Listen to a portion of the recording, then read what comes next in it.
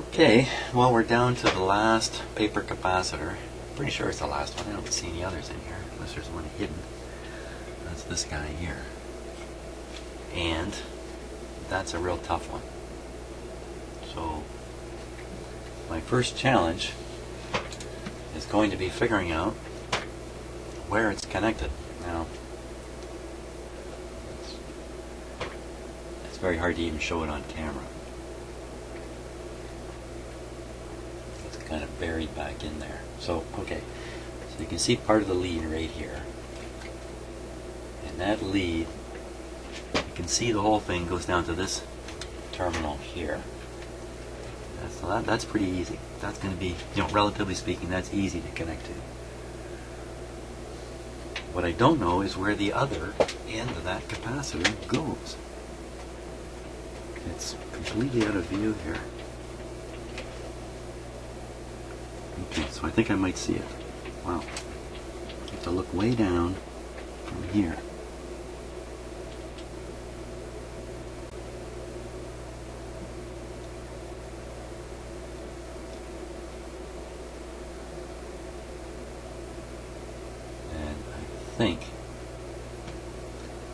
I think I don't see it here.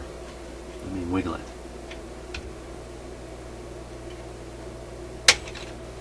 That's not helping either. So I can nip this one end, and then we're committed pretty well. Well, you know what? I'll nip it so that I could resolder it if I have to. If I abandon this. But it's gonna... Well, there's not many options here. There's one, two, really only two terminals it could be going to. But I think if I nip it up here, I can pull on it and wiggle its other wire enough to see it and get a positive identification as to where it's going. If I cut it in such a way I can reconnect it later, because I'm abandoning all hope.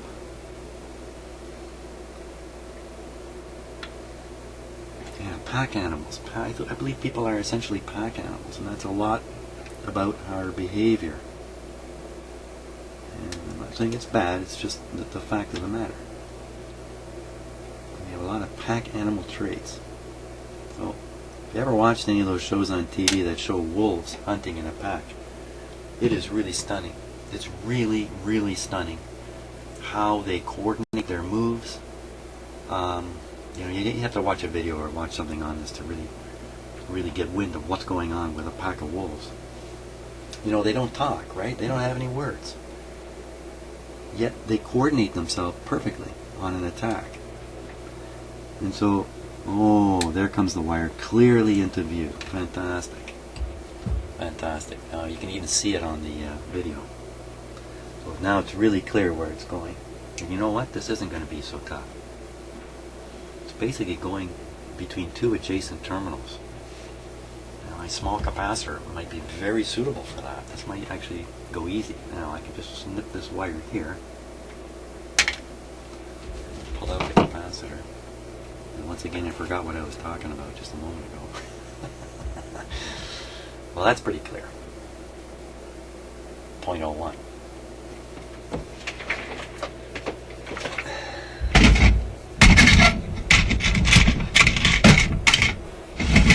Little puny 0.01 capacitors. Here's one here. Put the puny guy in there. So what I'll do is I'll solder him to the terminal that's easy to get at. I see there's a wire laid up beside it. I gotta move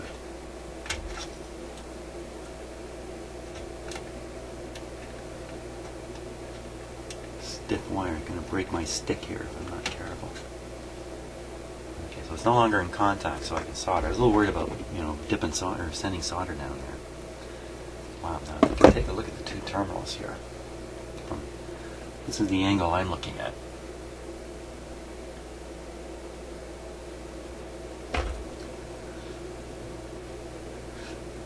And one is here, and the other one is right here. So they're pretty close together. And this wire's back here in the way again.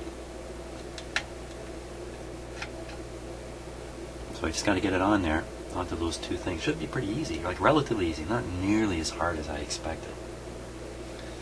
Because it's gone from the looking impossible to looking quite possible. Now it's also possible I put the capacitor down, I don't know what I did with it. Where'd it go? There it is. It's underneath the camera.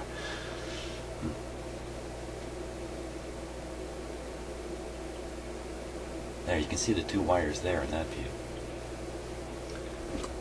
Okay, so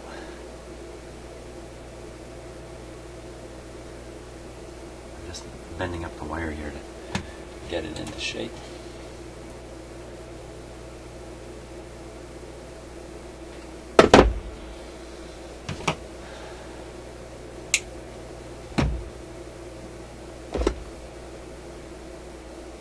Hopefully I can practically plunk it right in there.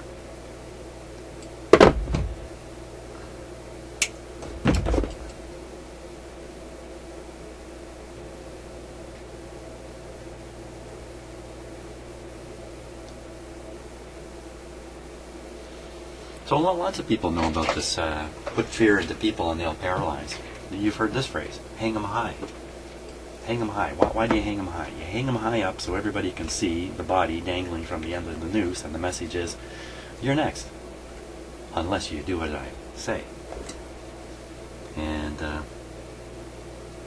people become irrational and they are scared like that, especially scared about their own lives.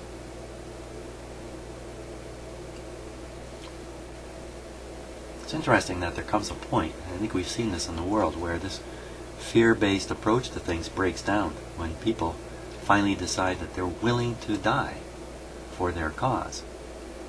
And at that point, the fear system breaks. And people will demonstrate or do whatever it is they're going to do that they would normally not do because they're so scared.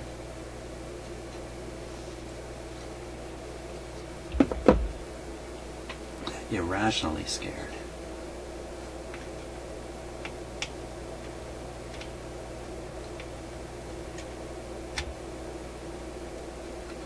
Yes, so we best go through life with an awful lot of self-doubts about all the decisions we make, especially if they're in this kind of environment of fear.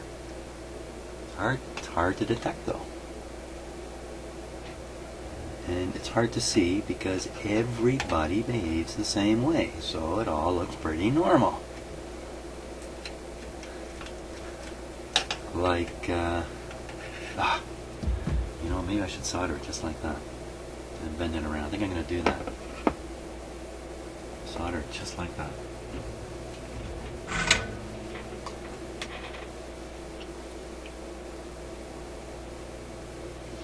Or if we see something on the news, okay, the bus goes over the cliff, and we say, wow, I don't want to go over the cliff in a bus. And then we demand action from our government. Hey, we need new regulations on buses. We need better roads, and we need to get rid of cliffs. We got to do something here because I don't want to go the way those 20 people went in China that I saw on the news yesterday. And we will compel the powers that be to deal with our irrational fears. And believe me, all the politicians know this. They might know it in slightly different terms. But they know that's how people are. That didn't work, did it? I just touched the capacitor and it fell. So anytime, I would say this, anytime, this is what I do, anytime I hear a politician talking about scary stuff, I step back in my mind and I go, wait a minute, what's going on here? Give you a good example. Here's a really good example for a politician who I can't stand, and it's one in Canada here, so I get to talk about him. And that's the mayor of Toronto, who, even though you might be listening in another country far away, you've probably heard about this guy. And there's lots of things about that mayor, but here's the one point I want to make. The other day, in Toronto, a commission fired a general manager or CEO, whatever you want to call him, of the housing corporation in Toronto. Toronto has a large housing corporation that it provides housing for disadvantaged people, and a lot, almost 200,000 people are essentially renting from the city of Toronto. And the commission sacked the general manager. It was quite controversial here, and I think for good reasons. But then our mayor, our illustrious mayor, who's currently disappeared, came out and said this. He said, well, there's going to be trouble in the housing complexes. There's going to be trouble. And what he was suggesting was that, and what he was encouraging too, which is really, really disturbing, was social misbehavior of some sort. Whatever that might be. So he's telling everybody this decision is going to cause this scary problem. People kind of revolting in the streets or whatever it is. I don't think that's going to happen myself. But that's what he said. And the effect of that was to freak out a lot of people. Oh no, we're just getting rid of a bad CEO. What do you mean? People are now going to come out and demonstrate in the streets and maybe, I don't know, set things on fire. I don't know. It sounded pretty scary what he was saying. And so what happens? So we react to what we hear. We heard the mayor say this. Now that's on our minds. It's a scary notion. Oh my God. Everybody starts rethinking the earlier decision. Yet there's nothing rational about any of this. And it's pure manipulation from a politician who has I would say, a non-intellectual understanding of what he's doing. He knows what he's doing will paralyze people. And he knows it'll have an effect. He knows that. I don't think he knows it in great psychological depth. But that's an example of a politician that when he says something like that, like you should be afraid, yeah, you should be afraid of what he's telling you. And what his purposes really are. Because if he does manage to scare you, you'll be paralyzed.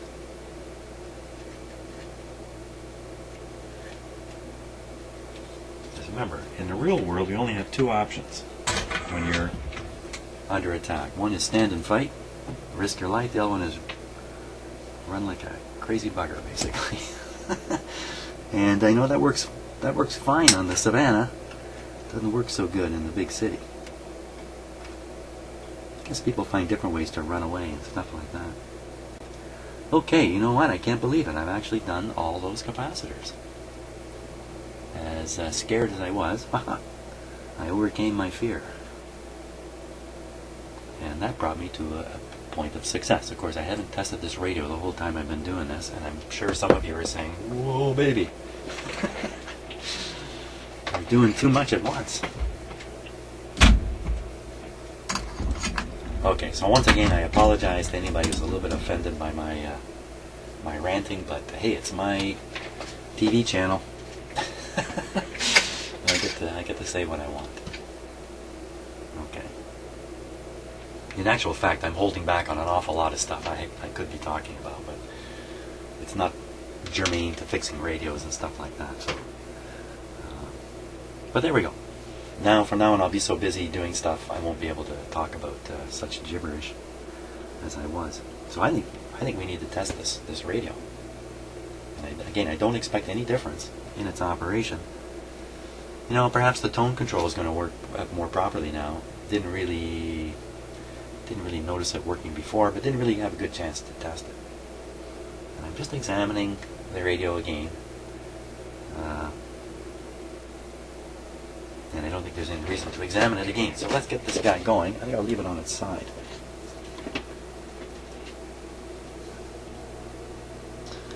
Speaker's plugged in.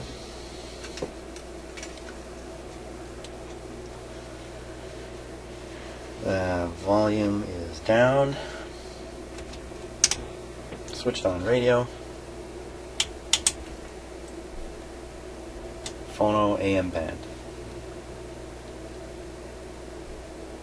Okay. We will now apply the power.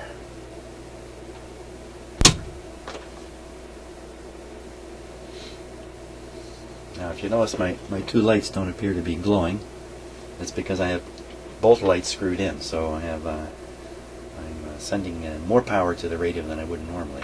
Now you can see them. coming up a little bit. And the radio made a little clicky sound in the speaker, which you may not have heard.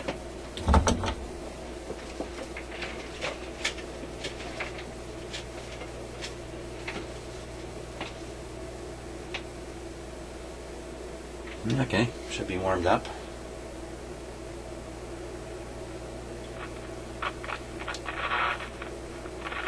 Still got a dirty volume control here.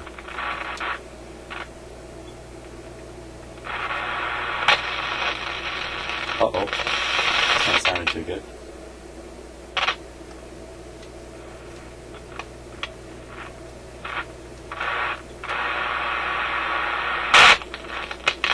Ooh. Bad. I'm not so scared to turn it off right away.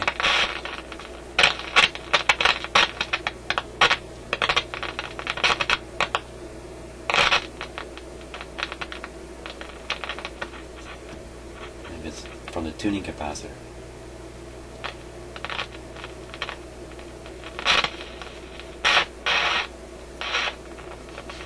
Ah, something smoking. Okay, that's enough of that. I don't see any smoke yet. Quick, let's get the heater going here.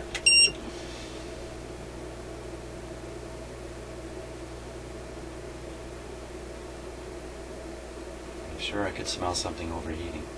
Ooh, what do we got here?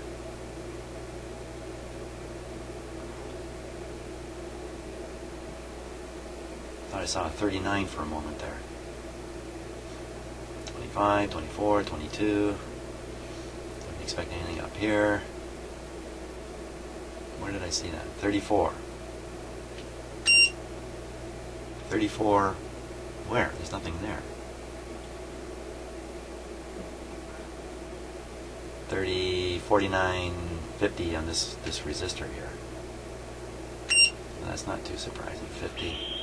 Oh, something new happening.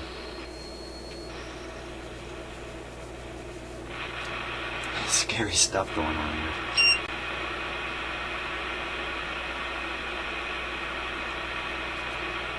Well, it's only that resistor that's getting hot. 50 is not out of range yet.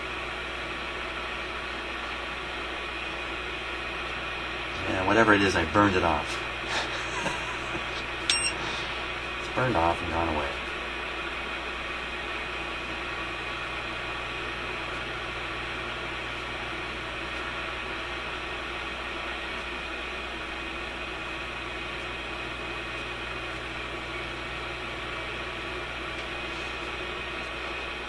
Now, you know, I have not pulled the tubes out of this radio. I have not cleaned the pins on it or done anything like that. I haven't even wiggled them at this point. So we could have a bad tube contact that's causing some wonky stuff.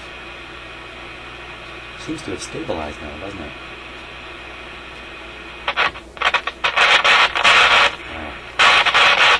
This is probably where the problems are coming from.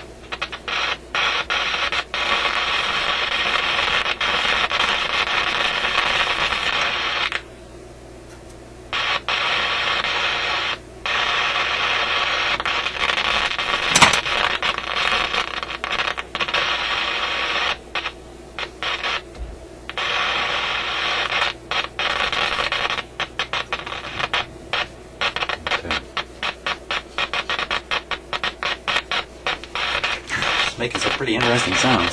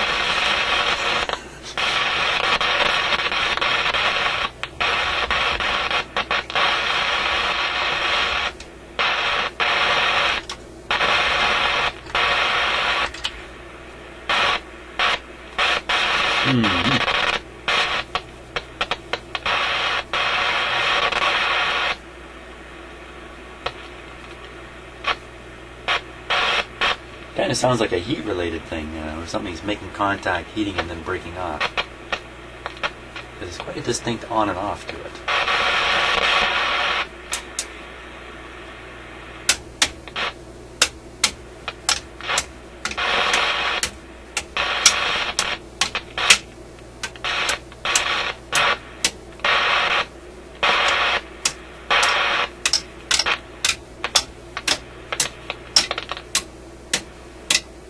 Bad radio, bad radio.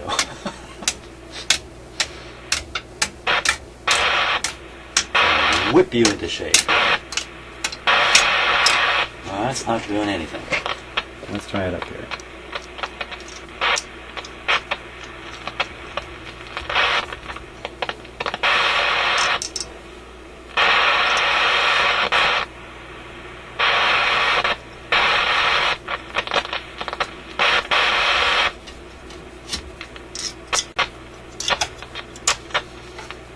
I have the plates separated on the tuning capacitor. We're still getting the sound.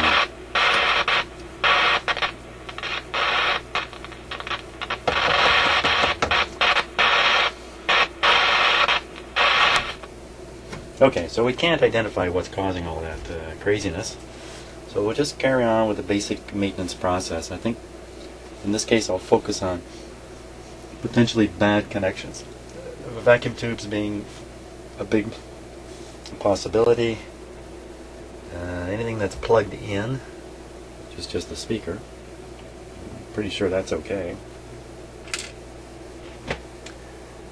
And I guess we'll just fiddle around with those and see if we take out the tubes, put them back in, and clean the pins a little bit, make sure the contact's good, and see if that gets rid of this this noise. And to do that, I can set the radio back down. In fact, I'd rather have it back down. So power's off.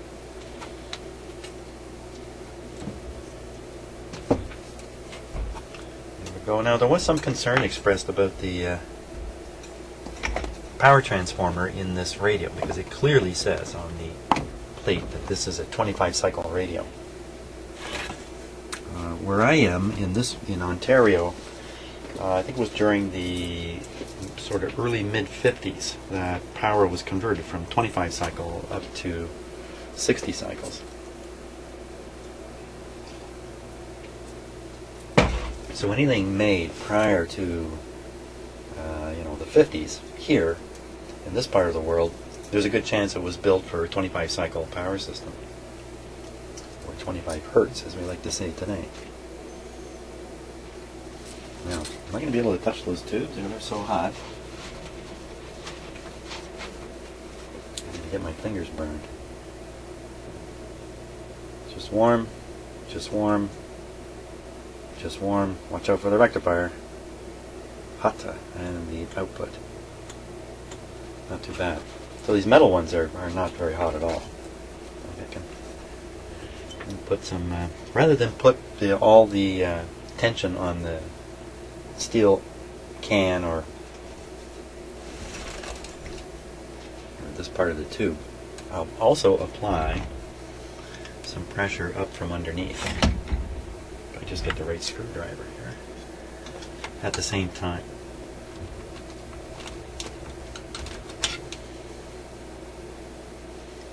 So as usual,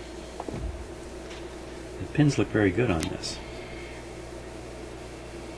Very seldom have I actually seen any kind of serious corrosion on the pins of tubes.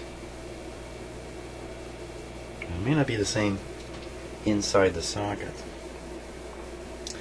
What I like to do is just remove it and put it back in, and I'm pretty sure that will correct any contact problems. Unless there's something seriously wrong with the socket. Again, very nice.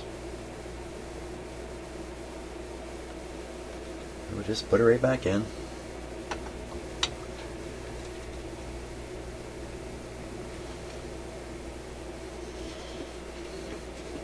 Okay, now this one, I believe, is the preamplifier tube in the audio section.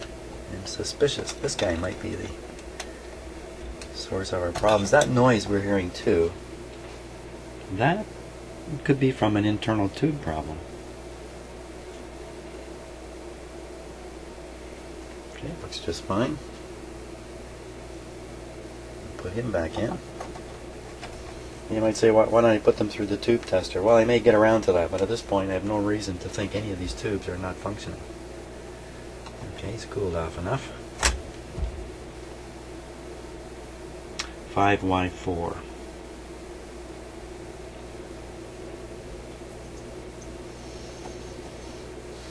Put that back in. Of course, if there's any bad contacts in here, you're certainly going to hear it. And now the big power tube. Out you come. And this one, I think the same thing. You'd be likely to, if there were bad contacts here, you'd hear quite an effect in the speaker. And a big honker this guy is, eh? What is he? 6L6. Very, very popular output tube from back in that era.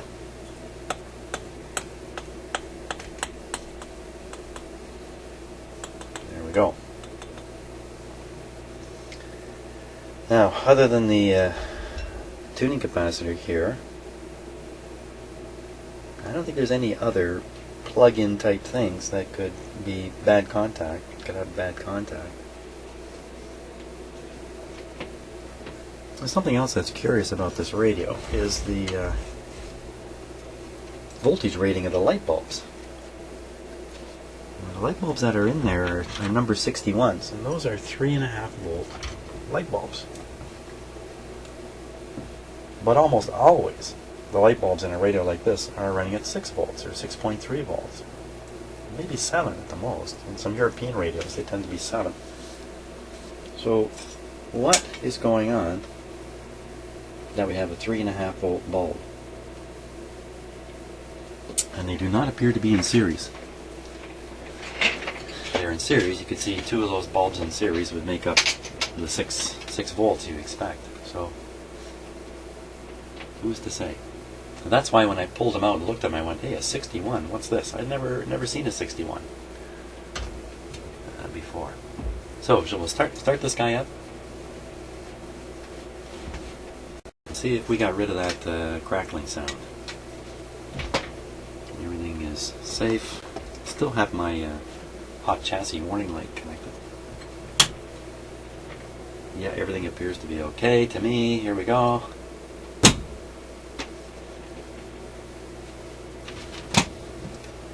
Now let's check out the B+. Oh, we got it going this time. I think that answers that question, doesn't it?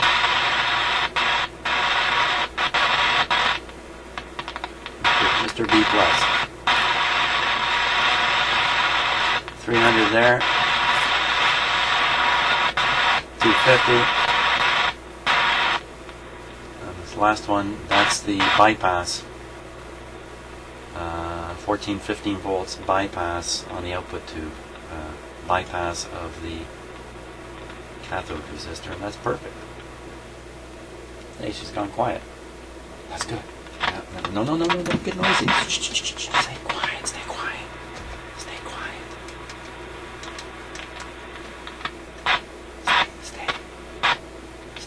No, don't get too noisy.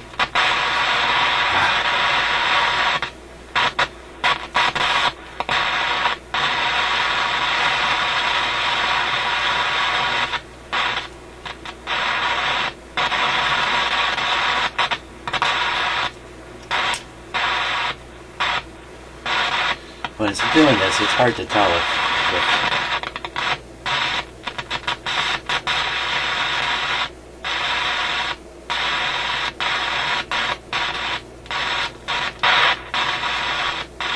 there's almost no effect on the volume.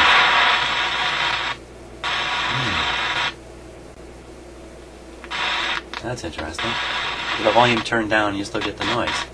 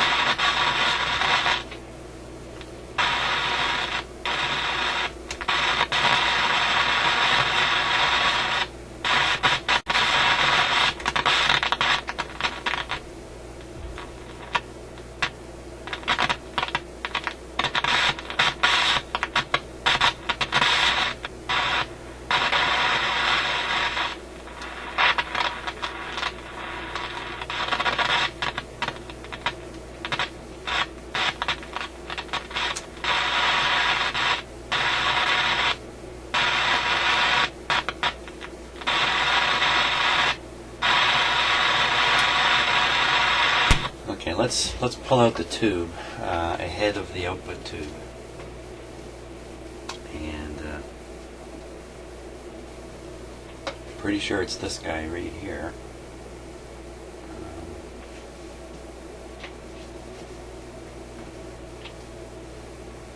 Simply because of its proximity to the output tube. I'm just looking for some. Yeah, here comes a feed from here over to the volume control, and it's probably out of the volume control and into the output tube. Well, I'm going to pull that tube out and run the set and see if we. There's definitely an aroma coming out of this radio.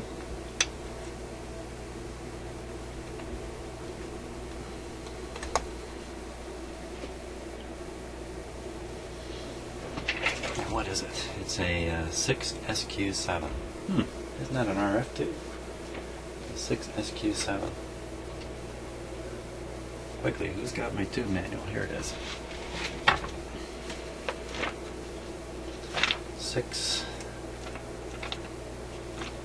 6SQ7. When somebody gave me this book, this would be 25 years ago. An old guy close to retirement in the company I was working in just came in one day and said, "Here, you might like this." And he gave it to me. And wow, my own tube manual. Man, you can't get through life without a tube manual. Well, you can now because the internet has changed all the rules. So here it is. Used as a combined detector, amplifier, and AVC tube in radio receivers. Okay, so this, excuse me. So that's what this guy is. So he is the start of the audio signal. Very good. So now we know what we got there. So we'll fire the setup. There'll be no AVC, no detected signal, nothing fed to the final amp. So I expect we won't hear that sound anymore. Here we go.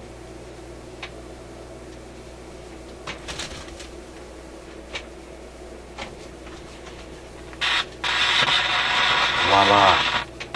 Excellent, excellent. That's a excellent.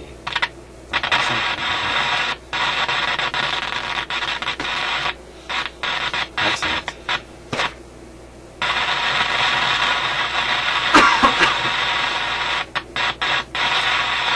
Okay, that's all right. Now, we know the noise is coming just in the final stage of the radio. And that's where I did all these capacitor changes. I've done them one at a time and tested the radio after every one of them. Based on the notion that I've made an error in what I've done. I don't think so, no. The only place I think I may have goofed up is these two connections here, which I don't think I goofed up. But I'm going to have to go back and verify by looking at an earlier video, just how these parts are arranged, just to be sure. But you know what, that wouldn't give an intermittent problem anyway. If I goofed up some connections, I would have a consistent whatever came out of it. It would be consistent. So I'm going to go on the basis that I didn't make a mistake. And a stupid move would be pull out the output tube and play the radio and see what happens. Stupid because I can't imagine that we're going to hear anything out of the speaker. That's exactly why we should do it.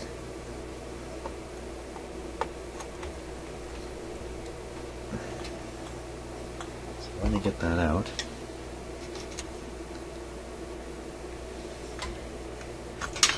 Okay, no output tube now. I can't see how we'll hear a sound out of it. Well, you know, we could hear a sound out of it if there's something funny going on with the B+, going through the field coil. That might still cause the speaker to make sounds.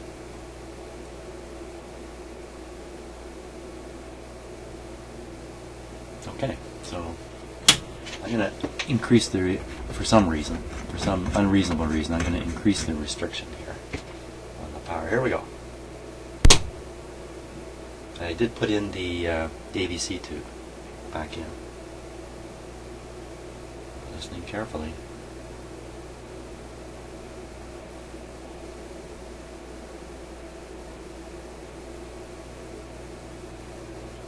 It's gonna warm up slower this time.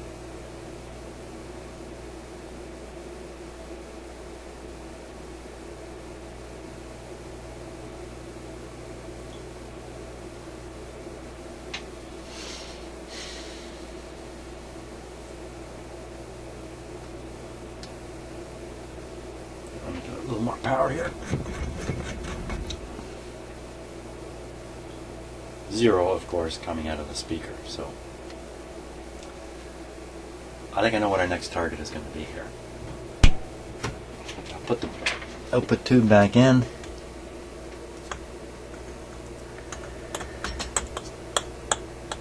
There we go. And I think what we're dealing with then is the cathode resistor. There may be a fault in the cathode resistor. If it's breaking down inside, it's going to heat up, cool down, it's going to cause all those intermittent sort of things. That's a good guess. Now the next thing we got to do is figure out, is it really a, what was it, 480 was it? Or a 380? Oh boy. No schematic. Well, I'm committed to changing it, so let's cut it out of there.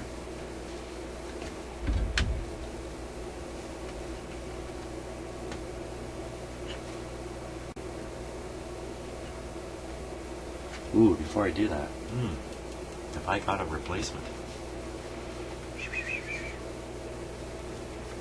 How many watts is that? That looks like a 3 water in there.